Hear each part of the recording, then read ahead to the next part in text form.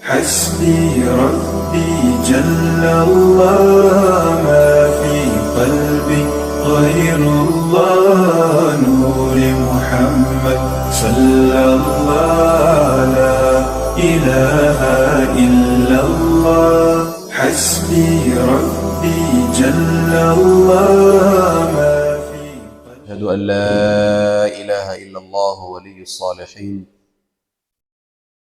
وأشهد أن نبينا محمدًا خاتم الأنبياء وإمام المرسلين. اللهم صل وسلم وزد وبارك وكرم على سيدنا محمد وعلى آله وأصحابه أجمعين. أوصيكم عباد الله ونفسي بتقوى الله تعالى فقد فاز المتقون، وأحثكم على طاعة الله وطاعة رسوله في كل وقت لعلكم تفلحون. رب اشرح لي صدري ويسر لي أمري واحلل عقدة من لساني يفقه قولي، وسدد لساني واهد قلبي بجاه سيدنا محمد صلى الله عليه وآله وصحبه وسلم. بعدكم حميد مولى سبحانه وتعالى na kumtakia rahma na amani Bwana Mtume alayhi salatu wassalam. Hatuna budi ndugu zangu Waislamu kumshukuru Mwenyezi Mungu anayetuneemesha sisi, hasa neema hii ya kuweza kupata nafasi ya kumsujudia. Ni wengi ambao kwamba wanaswali, wanafunga lakini hawaswali. Mimi na wewe Mwenyezi Mungu Subhanahu wa Ta'ala akatutagua tukawa ni miongoni mwa wale ambao wameafikiwa kuja kumsujudia Mwenyezi Mungu Subhanahu wa Ta'ala, tukakata masafa yetu, ima yewe ni ya mbali au ya karibu, kuja kutekeleza ibada kama hii. Na kama tunavyosema, lengo letu ni kupata ule uradi na mazoea yetu kila baada ya swala ya alasiri, kuweza kukumbushana mawili matatu katika visa vilivyomo ndani ya hadithi za Mtume alayhi salatu wassalam, bila ya kuchokeshana kwa wakati mrefu, angalau kwa uchache dakika 30 mpaka dakika 40, kupata angalau kwa siku kusikia maneno yatakayotufungua mabongo yetu na yatakayotuzidishia imani zetu na kututengezea mambo yetu katika dunia yetu na akhira yetu. Kisa ambacho kwamba tuko nacho leo, ama hadithi ambayo kwamba tuko nayo leo, yasema ni Abu Mas'ud radhiyallahu anhu ma'a ghulamihi. Abu Mas'ud na mtumwa wake, hapa ameitwa ghulam.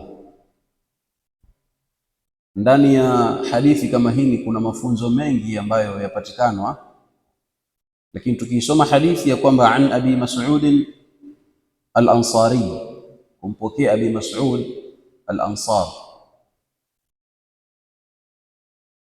qala, asema kuntu adribu ghulaman li, huyu bwana asema nilikuwa nampiga mtumwa wangu. Kama sura ambavyo mtu aweza akampiga mtoto wake kumwadhibu, au anayemwangalia na kumtunga akaweza kumtia adabu, huyu bwana asema kwamba nilikuwa nampiga mtumwa wangu. Fasami'tu min khalfi sautan, wakati mimi nampiga yule mtumwa wangu nikasikia sauti nyuma. I'lam Aba Mas'ud, jua Aba Mas'ud, lallahu aqdaru, wallahi Mwenyezi Mungu ana uwezo zaidi, alaika, juu yako, minka alayhi, kuliko wewe kuwa na uwezo juu ya huyu mtumwa wako. Mwenyezi Mungu aweza kukuadhibu wewe zaidi hata kuliko namna unavyomwadhibu huyu mtumwa wako, na ana uwezo wa kukupa adhabu kubwa zaidi kuliko ile adhabu ambayo kwamba wewe wamwadhibu mtumwa wako. Faltafattu, Abu Mas'ud asema nikageuka, fa idha huwa Rasulullah, ghafla namuona ni mtume ananiambia haya maneno. Fakultu, nikasema, Abu Mas'ud asema, ya Rasulullah, ewe mtume wa Mwenyezi Mungu, huwa hurrun liwajhi llah, huyu mtumwa nimemwata huru kwa ajili ya Mwenyezi Mungu Subhanahu wa Ta'ala. Faqala, Mtume akamjibu kumwambia ya kwamba ama lau lam tafal, lau usingelifanya hilo la kumwata huru huyu mtumwa wako, lalafahatka naru, moto wewe ungekutatia na kukuchoma, au lamassatka naru, moto ungekugusa na kukuadhibu. Rawahu Muslim, hadithi imepokea Imam Muslim rahmatullahi alayhi. Hadithi hii ndugu zangu ina faida nyingi sana. Ni hadithi mujazul mabna lakini adhimul maana. Ni hadithi fupi sana lakini ina maana kubwa sana katika maisha yetu, hasa sisi Waislamu. Kwanza kabisa hadithi hii ina mafunzo ya kutufunza ya kwamba hifdhul islami lihaqqi dhaif, Uislamu umekuja na kuchunga haki ya mtu asiyejiweza. Katika haya maisha kuna watu maskini vita hawajui, hata ukamfanya nini maskini hajui kupiga, hajui kutukana, hajui kusimanga, hajui kukejeli. Sasa Mtume sallallahu alayhi wasallam, Uislamu umekuja kuchunga haki ya mtu sampuli hiyo. Na kuna watu hawajui kuanza vita, lakini ukiwaanzia utajuta kwa nini umeanzisha vita.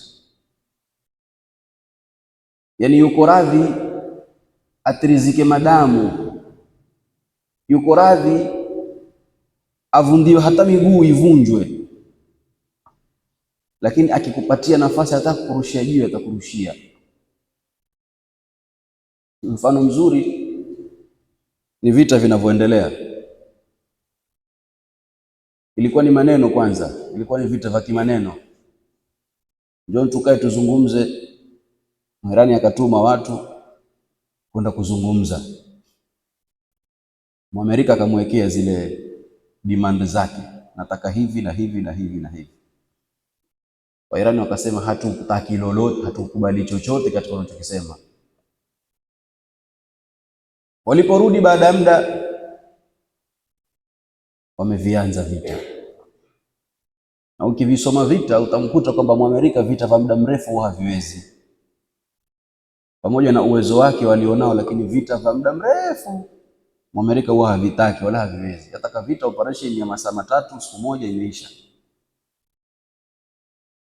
Na hata ukisoma katika tarehe zao za vita utaona kwamba kuna sehemu walikwenda wakapigwa na watu ambao kwamba hata hawakuwa na ujuzi wa teknolojia ya hali ya juu. Kina Afghanistan waliwapiga Waamerika vizuri, lakini hata hawakuwa na teknolojia ya hali ya juu. Mwamerika amepigwa na sehemu kadha wa kadha, lakini vita vya muda mrefu huwa ni vigumu kwake na huwa havipendi. Sasa amevianza, akaona kumuua Khamenei ndo amaliza vita, kumbe ndio kama amerusha jiwe kwenye mzinga wa nyuki. Sasa ile mvua inayomshukia hakutarajia kwamba kutakuwa vile. Manake Mwisraeli peke yake aliviona vile vita vya siku 12 mwaka jana, akaona mziki sio wangu, siwezi, hawa si wa Palestina hawa. Akaenda akavuta nguvu, lakini ikabidi sasa kuvuta nguvu kwake wawe wawili, yeye na Mwamerika washirikiane kumpiga mtu mmoja. Sasa Mwirani amemuonesha kwamba na nyinyi wawili hata hamtoshi, ngoja niwaongeze na nchi nyingine kadhaa, mwe wengi, alafu mwapige vizuri, na niko radhi nife, lakini hamtofikia mahali kwamba mnione mimi ni mnyonge. Akazipiga nchi 5 kwa mara moja. Watu washangaa, wasema mbona yapiga nchi za Kiislamu? Hakuna Muislamu anayepigwa jamani. Mwamerika akitaka kumpiga mtu mara nyingi huwa haanzi yeye, hutuma nchi ama akatafuta maeneo ya kuwa karibu na yule anayempiga. So Mwamerika kwa na uwezo kumwambia Mkatari katika mabasement aliyokuwa nayo, mpige huyu Mwirani hapa, au akatumia mabasement ambayo kwamba yuko nayo katika moja kati ya nchi ambazo kama ziko karibu na Mwirani kumpiga. Sasa akajua kabla sijatuma maizolo zangu kwenda huko, wacha kwanza nimalize vitu vya karibu hivi vimalize. Na alhamdulillah amevimaliza, amevisambaratisha vizuri. Sasa Imam Khamenei aliposhika yule mtoto wake uongozi na kuwa ndio mpya yeye katika uongozi, kama mna mandugu zenu na mna familia zenu ziko Gulf, basi jaribuni wewe mnawasiliana nao kila wakati. Jana nazungumza na mmoja kati ya jamaa zetu yuko Bahrain, asema Saidi, hao mabomu yasikie hivyo hivyo unavyoyaona, yaona hivyo hivyo kwenye TV huko. Mahali nilipo limeshuka bomu kama nyumba 5 kando, ule mtikisiko tunausikia sisi, tunaona kama limeshukia hapa. Naye mmoja ndugu yangu yuko Qatar huko, anambia jana mtana mzima ni mvua ya mabomu tu yashuka ndani ya basement ya Amerika ndani ya Qatar. Ndio basement kubwa by the way katika Gulf nzima ndani ya Qatar. Almuhimu, Uislamu umekuja kumchunga yule mnyonge ambaye hajiwezi, kuja kumtetea. Ndio Mtume akasema, mimi namtia makosani mwenye kumdhulumu na mwenye kudhulumu wanyonge wawili, kumdhulumu yatima na kumdhulumu mwanamke. Yoyote mwenye kumdhulumu mwanamke na yoyote mwenye kumdhulumu yatima, basi huyo ana madhambi mbele ya Mwenyezi Mungu Subhanahu wa Ta'ala, sababu ni madhaifu. Na ndio utaona nchi ambazo zatunga haki za binadamu, ndani ya nchi hizo huruhusiwi kupiga mnyama na huruhusiwi kupiga mtoto wala huruhusiwi kupiga mwanamke, ingawa tu wamepitiliza katika kumpa haki, sababu mtoto katika nchi hizo aweza kukufunga wewe mzazi wake.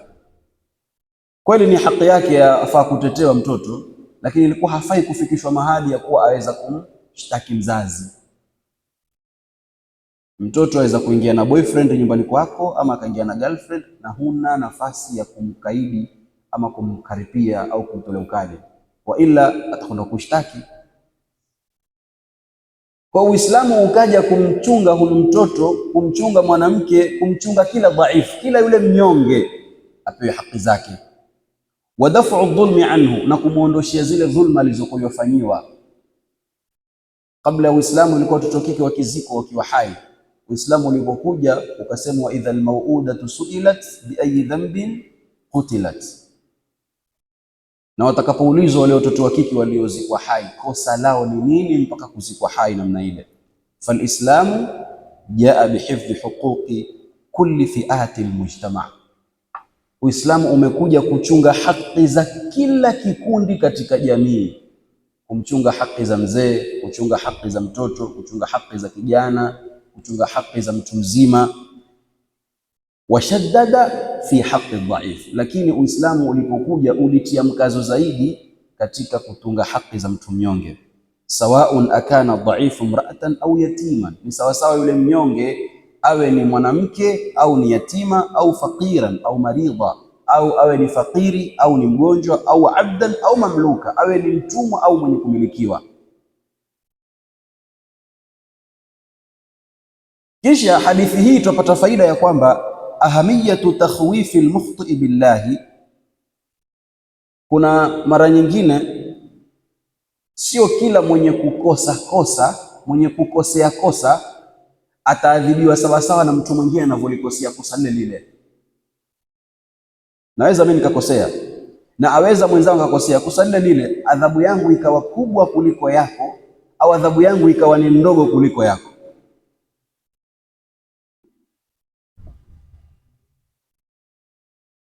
Na mara nyingine pia yaweza wakafanya makosa wengi, wakuta wengine wasamehewa na wengine wakaadhibiwa.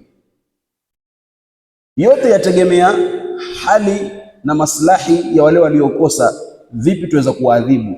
Kuna mtu kule kutompiga ikawa ni adhabu kubwa hata kuliko kumpiga. Kuna mtu kule kumsamehe ikawa ni adhabu kubwa kwake kule kumpa adhabu. Je, mfano Mungu asitujalie, ni mfano lakini Mungu asitujalie. Nasema kuna bwana ameingia chumbani kwake akamkuta mkewe na mwanamume juu ya kitanda chake. Ameenda zake kazini akasahau kitu nyumbani. Ikifika mwana mkewe na mwanamume kwenye kitanda. Alipoingia alipiga salamu, salamu alaykum, vipi zenu, hamna neno. Akachukua kile kitu alichokwenda kukichukua, ansahau hiki, akachukua vizuri. Jamaa, salama, hamna neno. Huyo kutoka kenda zake. Ni mwanamke alitoroka mwenyewe ndani ya nyumba. Mwanamume yule aliyokuwa naye alishtuka, iwe nimeshikwa na mke wa mtu. Mwenyewe hakufanya chochote zaidi ya kwamba ametuuliza hali, amjambo bwana, hamna neno, wazima. Akatoa alichosahau akenda zake.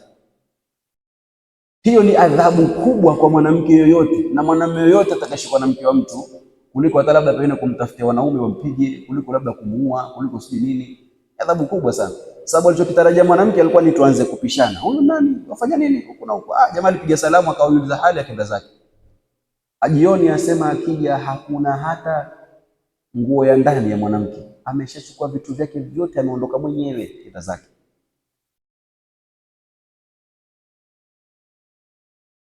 Sasa kuna mara nyingine kule kutomwadhibu mtu ikawa ni adhabu kubwa kuliko hata kule kumwadhibu adhabu yoyote inayokuwa. Roba, ninakusamehe bwana, nenda zako. Yeye alikuwa tarajia labda pengine utainua vita, utaanza fujo. Maana amani. Ndio maana Mtume akamwambia, inna Allaha aqdaru alayka minka ala hadha alghulam. Mwenyezi Mungu ana uwezo kukuadhibu wewe sana hata kuliko wewe unavyomwadhibu huyu kijana wako na mtumwa wako. Na hii ni sampuli ya makemeo ya Mtume sallallahu alaihi wasallam alikuwa akiitumia kuwakemea masahaba zake.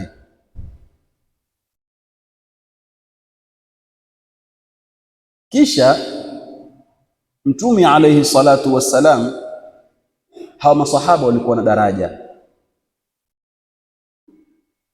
Tuona Sayyidina Bakar alikuwa ndio sahaba mtukufu zaidi kuliko masahaba wote, na wakafuata namna hiyo Sayyidina Umar, Sayyidina Uthman, Sayyidina Ali. Na kuna masahaba ambao walikuwa na nafasi zaidi kwa Mtume kuja kuuliza mambo, kama sura ambayo mzazi watoto wake aweza kuwa wote ni wake, lakini mmoja akisema kitu yule mzazi asirudishe nyuma.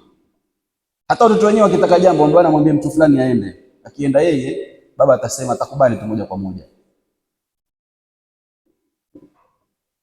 Sasa Abu Mas'ud ni mmoja kati ya watu ambao walikuwa wana nafasi kubwa mbele ya Mtume alayhi salatu wassalam. Kwa nini? Kwanza ni sahaba ambaye kwamba alikuwa ameshuhudia vita vya Badri. Manake ni tasawuru wujudi alkhata wa wuqu'ihi min ashabi almaqamat alali. Kweli amefanya kosa, lakini mtu alofanya kosa mwenyewe ni katika watu wakubwa, amepigana vita vya Badri.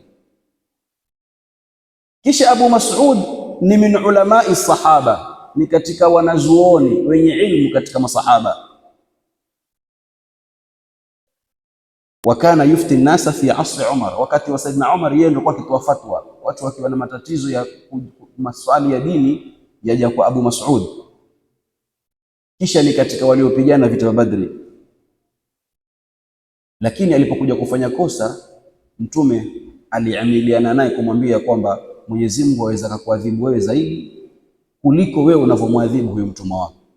Ndio katika hadithi Mtume alisema nini? Aqilu dhawil hayati atharatihim, wasameheni wale wenye nafasi kuu makosa yao, illa alhudud, isipokuwa zile haddi. Unajua kweli amekosea, lakini nani aliyekosea? Angalau ile kosa alilokosea na nani alikosa.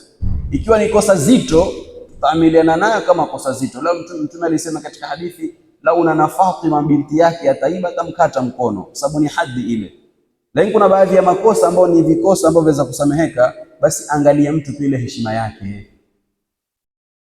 Heshima yake huyu bwana, tukalisema hili jambo hapa mtaani, itakuwaje? Na ni mtu mheshimiwa, ni mtu ambaye kwamba ana thamani kubwa, yuheshimiwa sana. Kwa hiyo makosa mengine labda tu yenyamazie tu, lisiwe ni katika hudud, lisiwe ni katika uzinifu, lisiwe ni katika kuizi, lisiwe ni katika kunwa tembo na vitu vingine. Makosa madogo madogo ambayo yafaa kusameheka, basi ukiangalia mtu unamwangalia nafasi yake.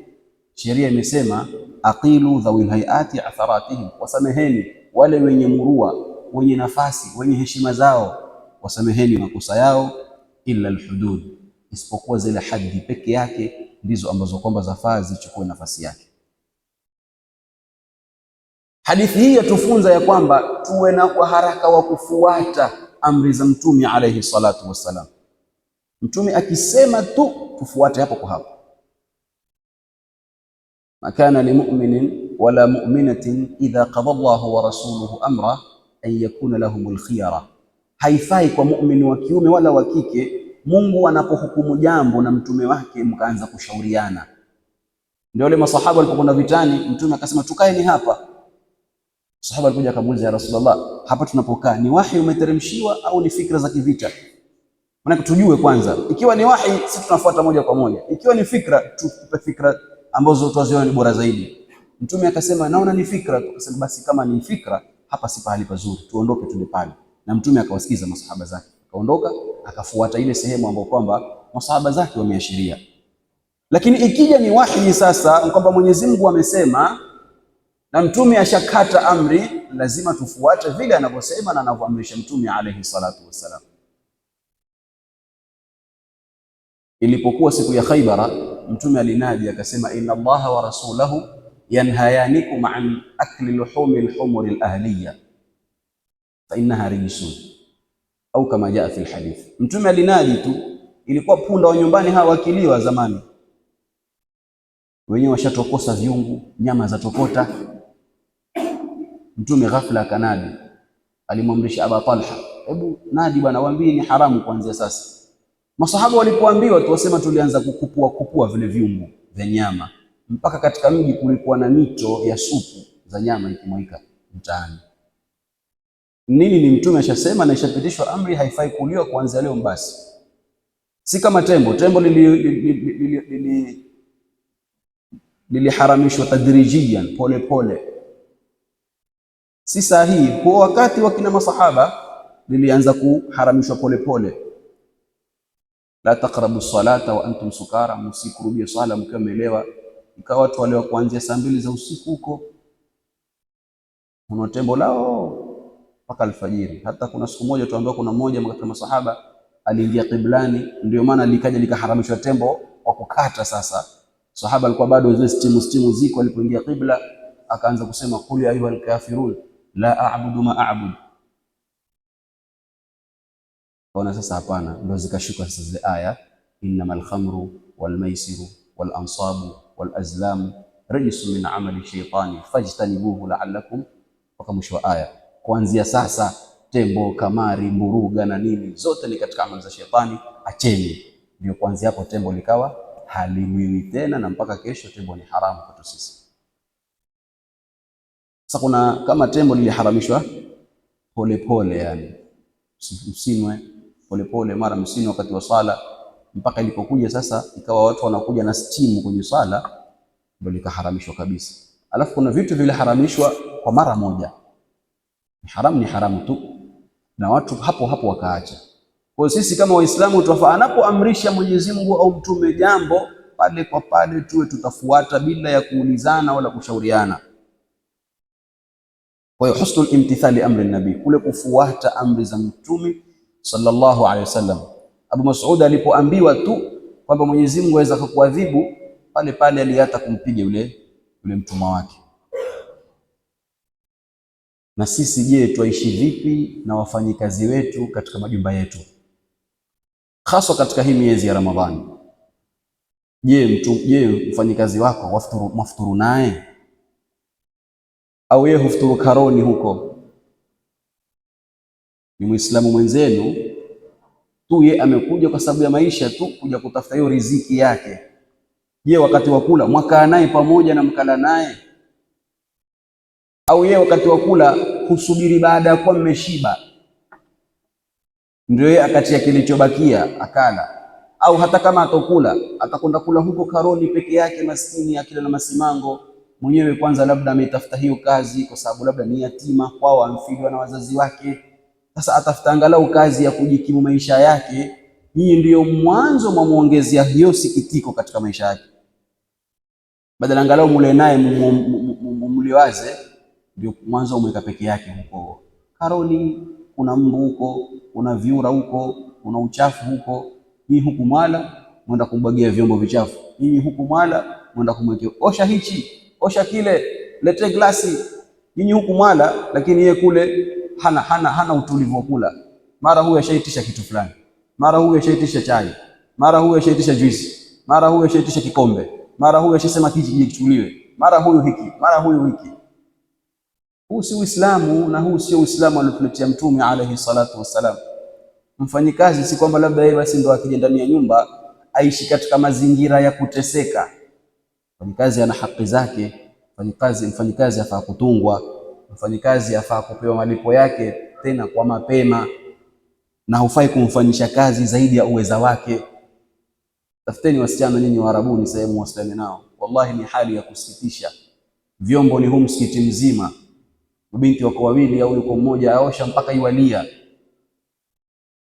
aosha vyombo mpaka iwalia, atamani kwao. Vyombo haviishi hivi, vikiisha hivyo viosha vyatwaliwa, vinatumika, vyaja kule vya unga foleni. Ukizungumza nao maskini, kulala ni saa 8 saa 9 za usiku, saa 2 asubuhi washamka tena kigari. Alafu utashangaa mtu huku atumiwa pesa maskini azitafuna zote za msichana wake, kwa kuwa yeye mbaba au nani, azitafune zote. Msichana mwenyewe anishuka ndegeni hivi, akija pesa zinliwa zote. Mwamtia wazio mtoto wa watu, ampitia dhiki, ampitia tabu, ampitia balaa, ampitia shida, ampitia mateso ya kutokula vizuri, ampitia mateso ya kupangiwa mpaka mawasiliano yake na simu yake na watu wa kwao. Akavumilia maskini kwa miaka yake 3 4, angalau aje afanye jambo asirudi. Nyinyi mkija huku pesa mlizila, la maana hamkufanya. Alafu akija mwambia mimi mamako, mimi babako, mimi na radhi zako, si nilikulea wewe. Jamani, kweli mtulea, lakini ndio kweli mtufanyie haya basi? Wewe mamangu utabakia kwa mamangu ila qiyami saa, mpaka mbele ya Mungu wewe ni mamangu. Wewe utabakia kwa babangu mpaka mbele ya Mwenyezi Mungu wewe ni babangu. Lakini tukiwa tumepanga jambo, naenda kule baba nifanye hivi na hivi na hivi, hali za kimaskini angalau tuziondoe. Manake basi kwa uchache mtoto ankuja, mwanangu hatukuweka kitu, lakini angalau tumtia bati, tujenga nyumba. Mtoto akija sema alhamdulillah, 200 zangu 300 zangu naziona hizi hapa, angalau kuntiwa nyumba nzuri, kunawekwa TV nyumbani, angalau nyumba imepigwa plaster, nyumba imepigwa rangi, angalau kuna floor nzuri, nyumba imetiwa tiles, angalau kuna ceiling. Pesa mama hatukuweka, lakini tumfanya hivi. Mtoto atasema alhamdulillah, angalau wazazi wangu wameni pesa yangu naiona. Kujenga mama hakujenga, kufanya jambo la maana hakufanya, alikuwa akiteza vyama na kununua madera mengi. Mtoto akija pesa hakuna hata shilingi. Tuoneeni huruma binti zetu wanaokwenda kufanya kazi nje. Yule mmoja alikwenda mkewe nje, mke ameenda kufanya kazi huko miaka yake 2, akija aona mume amfanya jambo la maana, hata ameoa wake wawili. Sasa je, umemtia roho mbaya au umemfanyaje huyu mkewe? Mke ameondoka maskini kwenda kutafuta, tena ameondoka na moyo mmoja, mume wangu naondoka, tutengeze, tujijenge, watoto hao na kuachia. Mume watoto waliopeleka mamake kwa nyanya yao, pesa huko hapeleki, yakaenda kwa wake wawili kwa mara moja, kwa pesa ya mke aliyoko nje. Jombangu siku moja ananiambia, katika haya maisha mwanamke ukiharibu ndoa yako, mume alikuwa yokupenda na yokuenzi, ukafanya vituko mpaka ukaachika, Mungu hukuletea malipo hapa hapa. Akuletea mume ambaye kwamba atakulipisha yale mambo uliyofanyia yule mume aliyokwenda. Na mwanamume pia vile vile, ukimtesa mtoto wa watu, ukamfanyia masimango, ukamkera, ukamsawijisha, ukamtesa kweli, Mungu atakuletea mwanamke wa kuja kukulipishia yale maudhi na maudhiko uliyomfanyia yule mtoto wa watu. Sasa kuna wanawake katika hii dunia watembea na laana za waume zao, na kuna wanaume pia watembea kwa sababu ya sikitiko la wake waliokuwa nao. Mtu alikuwa na ikhlasi na wewe, alikuwa na imani safi na wewe, pesa hiyo kutumia zote, habaki na chochote huko aliko. Akija umeo wake wawili, watoto wako wapi? Wako nyumbani, akifika hata nguo hawana. Basi hadithi hii ndugu zangu yatufunza ya kwamba anayekuwa chini yako, siku umeambiwa hili jambo halifai kufanyiwa yeye, pale pale usikize na utii amri ya Mola Subhanahu wa Ta'ala. Kisha faida ya mwisho au faida ya tano ni ule uharaka wa kulifuta kosa lako kwa kutenda wema. Innal hasanati yudhhibna as-sayyi'at. Qur'ani yatuambia siku zote mema hufuta yale maovu. Dhalika dhikra lidhakirin, ni ukumbushi kwenye kukumbuka. Katika suratu Hud aya 114, Mtume alipomwedhea Abu Mas'ud, na pale pale Abu Mas'ud akaedheka, ule wema alokwenda kuufanya kumwata huru yule mtumwa ulifuta lile kosa lake la kumwadhibu. Sasa jaribu sana, wa atbi'i sayyi'ata alhasanata tamhuha wa khaliqin nasa bi khuluqin hasan. Mtume katika hadithi atuambia ya kwamba ukifanya ovu harakisha kufanya jema ili ufute ile ovu ambalo kama limetangulia. Harakisha, fanya haraka. Umeteleza kidogo, pale pale tafuta kitu kizuri ukifanya kufuta ule ovu ambao kwamba umekwenda kufanya. Ndio maana Mtume akamwambia, laula mtafa'al, lau usingelifanya la kumwata huru huyu mtumwa wako, la fahatka an-nar, moto ungekuzunguka wewe na kukuchoma, ungeadhibiwa kwenye moto wa Jahannam. Fadalla dhalika ala darurati amali as-salihati ba'da al-wuqu'i fi as-sayyi'at, likajulisha ya kwamba kuna dharura mtu kutenda mema baada ya kuingia katika kutenda maovu. Kisha na faida ya mwisho, ndugu zangu, at-ta'allum min al-khata. Tujaribuni katika maisha yetu, lakini tusome kupitia makosa tunayoyafanya. Ni makosa mtu huyo unakosea kila wakati, wakosea tu wewe. Jaribu upate mazingatio na yale makosa ambayo kwamba umeyafanya nyuma. Mimi ndio kuambiwa katika maneno ya watu wazima, asema ukiata mke wa kwanza, yale maneno utakayoyasema kwa familia yako utaaminiwa moja kwa moja. Watu watakuelewa.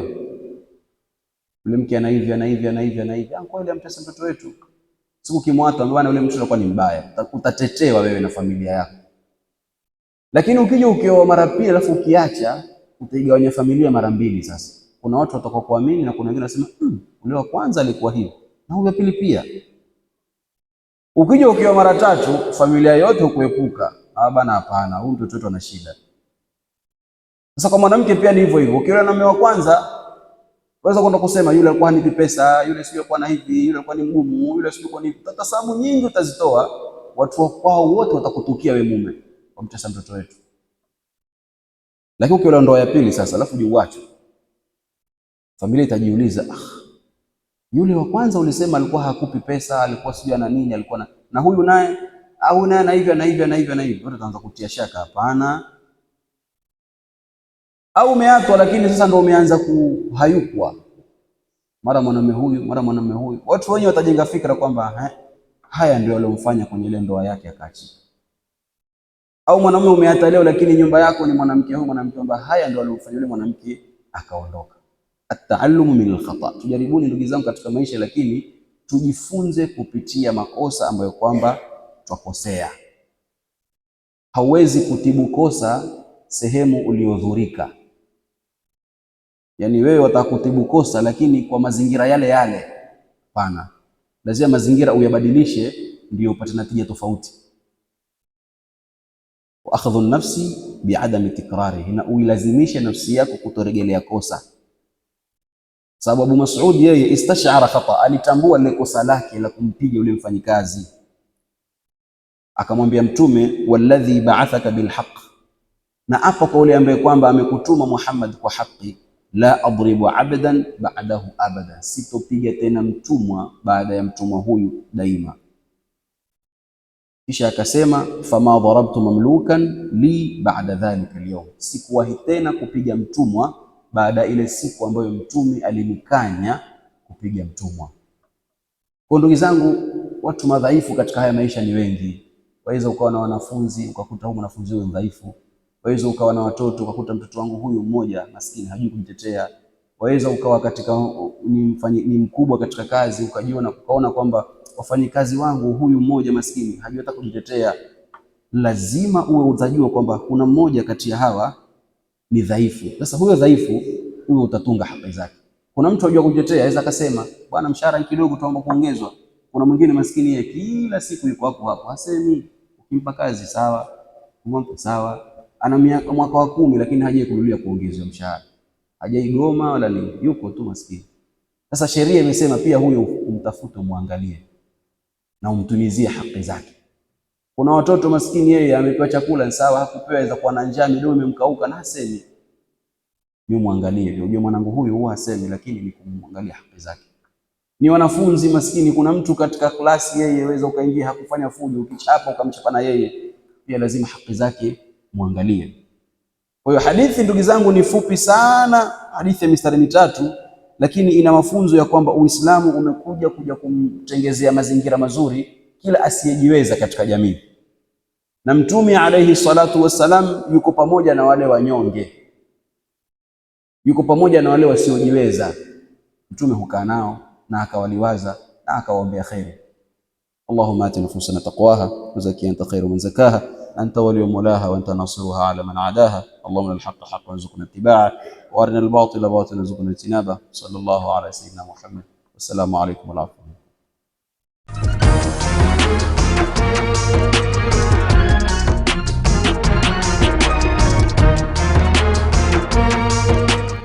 حسبي ربي جل الله ما في قلبي غير الله نور محمد صلى الله لا إله إلا الله. حسبي ربي جل الله